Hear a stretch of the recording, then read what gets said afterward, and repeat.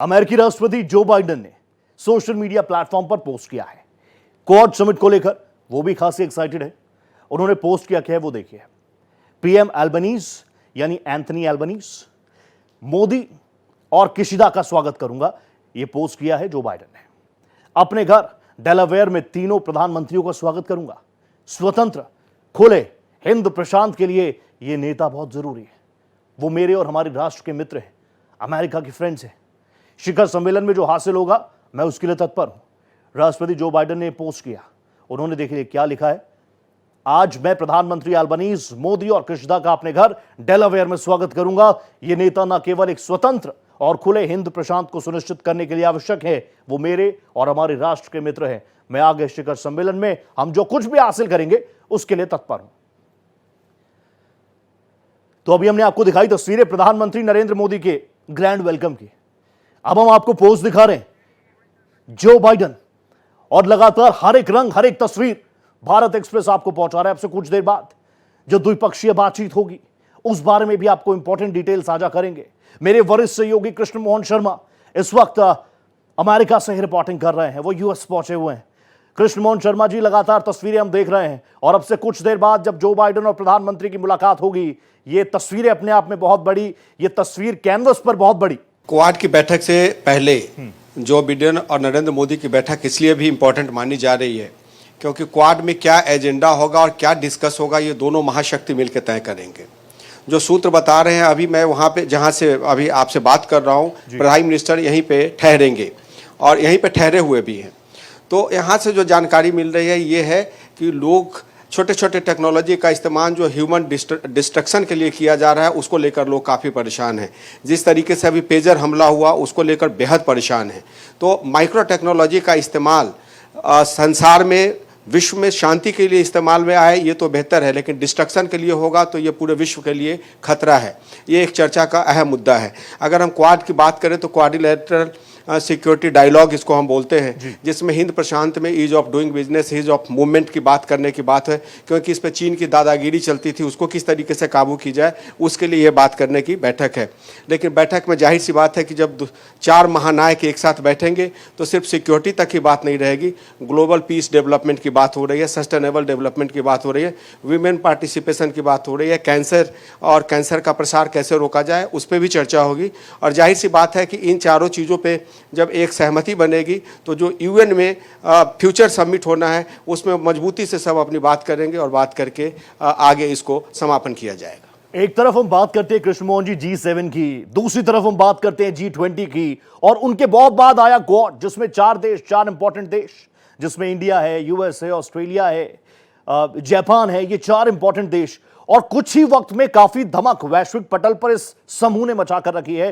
Quad की विश्वसनीयता कितनी है ये आप बेहतर समझा पाएंगे, क्योंकि पिछले कुछ वक्त में जो भी इंपॉर्टेंट मैटर्स रहे उस पर क्वाड क्या कुछ सोच रहा है ये दुनिया सुनना समझना चाह रही थी। क्वाड की विश्वसनीयता बहुत है, क्योंकि अगर हम बात करें तो ऑस्ट्रेलिया, जापान, भारत और यूएसए, कम से कम इसमें 3 ऐसे कंट्री के लोग हैं जो पूरी तरीके से विकसित है, पूर्णतया विकसित है, और 2 विकासशील हैं।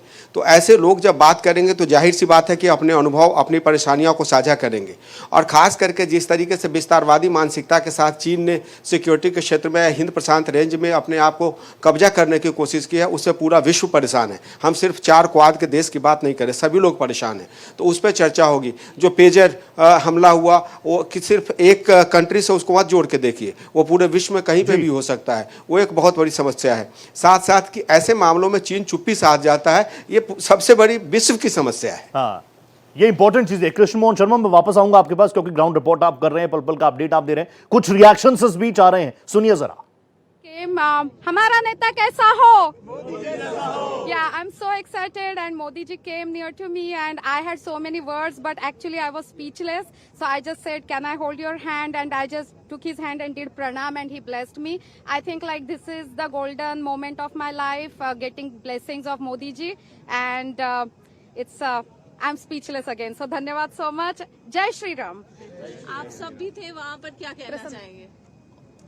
What an exciting day! Bharat माता की जय! भारत माता की जय! मोदी मोदी मोदी मोदी मोदी मोदी मोदी मोदी मोदी मोदी मोदी मोदी मोदी मोदी मोदी मोदी मोदी मोदी।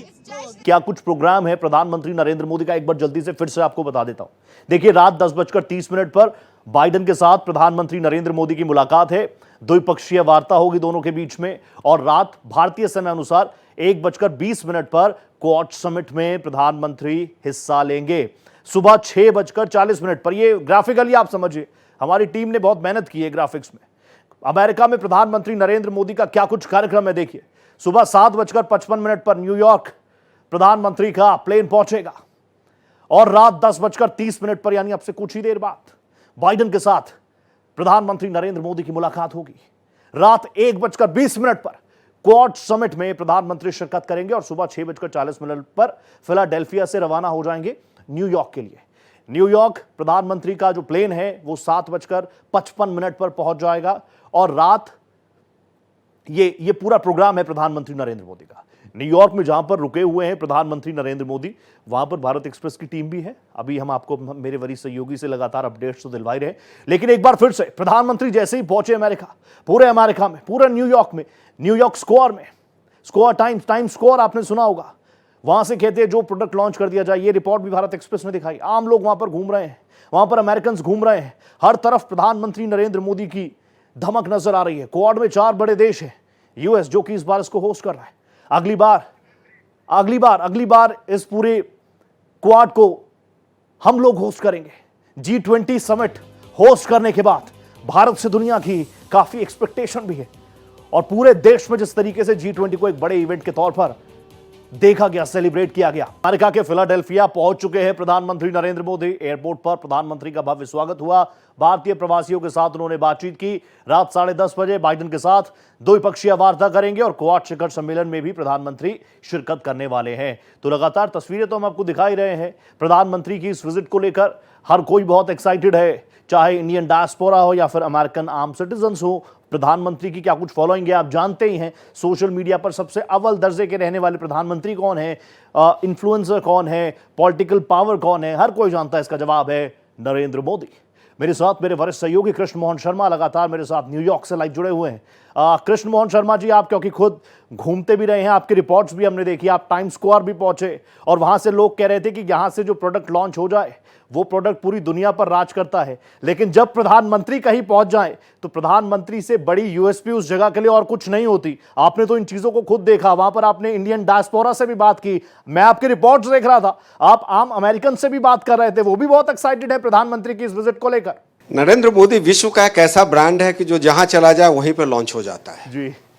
और नरेंद्र मोदी की जो सबसे बड़ी बात यह है कि वो लोगों से जिस तरीके से इंटरेक्ट करते हैं वो पूरे दर्शक को, सबको बहुत चीज़ें भाती बहुत हैं।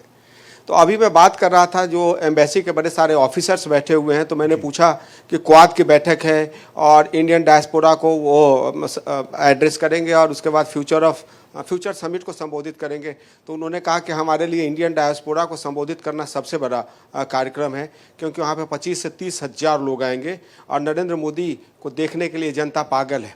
तो जगह पे, अगर अमेरिका में मुझे ये नहीं दिख रहा है कि मैं अमेरिका में आके न्यूयॉर्क में रुका हुआ हूँ, यहाँ पे जगह जगह पे लोग मोदी की चर्चा कर रहे हैं। अगर हम कहें तो शायद अच्छा नहीं लगेगा लोगों को कि बाइडेन से ज़्यादा मोदी की चर्चा हो रही है कि मोदी अमेरिका आए हुए हैं। तो यही भारत की ताकत है, यही भारत की शान है और यही हमारे उन वोट की कीमत है जो हमने इनको वोट दे के तीसरी बार लगातार प्रधानमंत्री बनाया है। इंपॉर्टेंट चीज़ है, आपने वोट का जिक्र किया, मैं लगातार चीज़ें देख रहा था, सोशल मीडिया खंगाल रहा था। एक जगह, मतलब हालांकि वो इस टॉपिक से थोड़ा सा अलग हो जाता है, ट्रंप भी कह रहे हैं कि प्रधानमंत्री मुझसे मिलने आ रहे हैं, क्योंकि अमेरिका में चुनाव का भी आप जान रहे हैं क्या कुछ माहौल है और आप एक हार्डकोर जर्नलिस्ट हैं। चुनाव चाहे भारत के हो या अमेरिका के हो, अगर आप वहां पर हैं तो आप उस दिशा में भी कुछ ना कुछ जरूर बात कह रहे होंगे, सोच रहे होंगे, समझ रहे होंगे। प्रधानमंत्री का इस वक्त यहां पर पहुंचना और अमेरिका में चुनाव होना, ट्रंप का कहना कि मुझसे प्रधानमंत्री नरेंद्र मोदी मिल रहे हैं, ये क्या दर्शा रहा है सर? मैंने आपसे एक बात कही कि मोदी विश्व का सबसे बड़ा ब्रांड है। हाँ। जहां पे चले जाएंगे वहीं से लॉन्च हो जाएंगे। तो ट्रंप भी चाह रहे हैं कि मोदी से एक मुलाकात हो जाए ताकि जो इंडियन ओरिजिन के उनके वोटर हैं और सपोर्टर हैं उनको लगे कि यहाँ पे काम हो रहा है और मोदी जी का समर्थन जो है वो ट्रंप के लिए है। बाइडेन देख रहे हैं कि हमारे साथ ये रहेंगे तो इनके पार्टी को वोट जाएगा, कमला हैरिस को वोट जाएगा। तो ये बहुत एक कहे कि कैच 24 सिचुएशन है जिसमें दोनों जो है मोदी को एक तरीके से अपने साथ करने में लगे हुए हैं। लेकिन हाँ, मोदी का जिधर इशारा होगा इंडियन ओरिजिन के लोग उधर ही वोट डालेंगे और उस वोट को कैपिटलाइज करना ट्रंप के लिए भी और बाइडेन के लिए भी, दोनों के लिए एक बड़ी चुनौती है। अभी जैसे मैंने जिक्र किया G7 का हमने जिक्र किया, G20 का हमने जिक्र किया, G20 को G21 भारत में ही हुआ, वो ऐतिहासिक चीज हुई। दुनिया ने देखा कि भारत का कलेवर क्या है, कैसे एक एक चीज को हम लोग सेलिब्रेट करते हैं।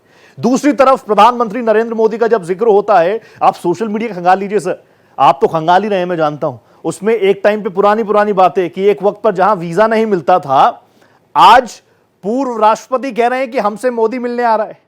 आज जो बाइडेन बाहें खोले अपने घर में उनका स्वागत कर रहे हैं, एक्स पर पोस्ट कर रहे हैं कि प्रधानमंत्री आ रहे हैं, मेरे दोस्त हैं, अमेरिका के दोस्त हैं। ये इतना बड़ा चेंज, ये आप कैसे आंकते हैं सर? ये 140 करोड़ वोटर के सजग होने की ताकत है, जिसमें वोटर्स ने एक साथ सपोर्ट करके, और वहाँ की एक पार्टी जिसको कहते हैं कि वो अपने हित की रक्षा करता है, जो वहाँ के हिंदुत्व की बात करता है, सोवर्निटी की बात करता है, डेवलपमेंट की बात करता है, फ्यूचर की बात करता है, और उनके जो नेता हैं, प्रणेता हैं, वो है नरेंद्र मोदी। तो ये नरेंद्र मोदी की ताकत है और नरेंद्र मोदी के पीछे खड़े 140 करोड़ लोग और उनके वोटर और सपोर्टर की ताकत है, जिसने पूरे विश्व को झुका दिया। कहते हैं ना कि झुकता है आसमान, झुकाने वाला चाहिए। तो भारत के लोगों ने पूरे विश्व को झुका के ये बता दिया कि भारत आज से 20 साल पहले वाला भारत नहीं है, भारत भविष्य का भारत है, और जिसके हाथ में हमने नेतृत्व दिया है वो विश्व का नेता है। मैं एक चीज और समझना चाहूंगा, क्योंकि इस पर तो हम लगातार बातचीत करते ही रहेंगे, ग्राउंड रिपोर्ट लगातार आप कर ही रहे हैं। अगर हम स्पेसिफिकली क्वाड का जिक्र करें, आज रात 1:30 के आसपास प्रधानमंत्री शिरकत कर रहे हैं। अगर मैं आपसे वो 3 इंपॉर्टेंट पॉइंट समझना चाहूं जिस पर इस बार की पूरी क्वाड की मीटिंग्स रहेंगी, क्या कुछ वो इंपॉर्टेंट पॉइंट हो सकता है, आप इस पर क्या प्रकाश डालेंगे सर? ग्लोबल पीस की बात हो रही है, सस्टेनेबल डेवलपमेंट की बात हो रही है, माइक्रो टेक्नोलॉजी का इस्तेमाल समाज के विकास के लिए हो, इंसानी डिस्ट्रक्शन के लिए नहीं हो। पेजर का इस्तेमाल जो लोग कर रहे थे आज से पहले, पेजर एक सूचना क्रांति का सबसे बड़ा द्योतक था, जिसके बारे में कहते थे कि गरीब से गरीब लोग पेजर लेके चल सकते हैं और अपने जानने वालों से संपर्क में रह सकते हैं। लेकिन उस पेजर का दुरुपयोग किस तरीके से किया गया, तो पूरा विश्व इस बात से परेशान है कि इस माइक्रो टेक्नोलॉजी का इस्तेमाल ह्यूमन डिस्ट्रक्शन के लिए नहीं हो। और जहाँ तक हिंद प्रशांत रेंज की बात है, उस पर चीन की दादागिरी से सारे लोग, उनके अगल बगल के जितने पड़ोसी राज्य के लोग हैं, पड़ोसी देश के लोग हैं, वो सब परेशान हैं। तो उस पर उनको कैसे लगाम लगाया जाए, ये 3 मुद्दा है। और बाकी जो मुद्दे सस्टेनेबल डेवलपमेंट और ग्रोथ की बात है, और ह्यूमन हैप्पीनेस इंडेक्स की जो बात है, वो बाकी सारी चीजें जो है UNGA में डिस्कस होगी। Thank you so much Krishna sir, Krishna Mohan Sharma sir, आप गए हैं यहाँ पर, काफी अच्छा लग रहा है दर्शकों को भी, क्योंकि आपका एक्सपीरियंस भी इतना सारा है, आप मजे वाले तरीके से हमें बात भी बता रहे हैं, इंफॉर्मेशन भी पहुंचा रहे हैं। थैंक यू सो मच, क्योंकि अभी तो पूरी रात पड़ी है, लगातार हम लोग आपसे चर्चा करेंगे, संवाद करेंगे। बहुत धन्यवाद सर आपका, थैंक यू।